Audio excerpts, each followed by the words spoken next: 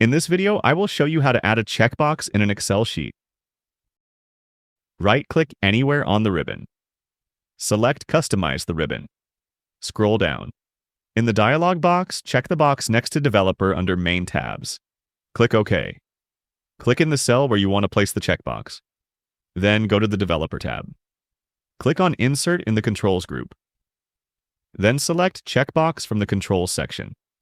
Draw the checkbox and adjust its position by dragging it. Right-click on the checkbox. Select Edit Text, and delete the default text to keep the checkbox only. To add checkboxes to multiple cells, click on the cell with the checkbox. Then drag from the bottom right corner of that cell to copy it to adjacent cells.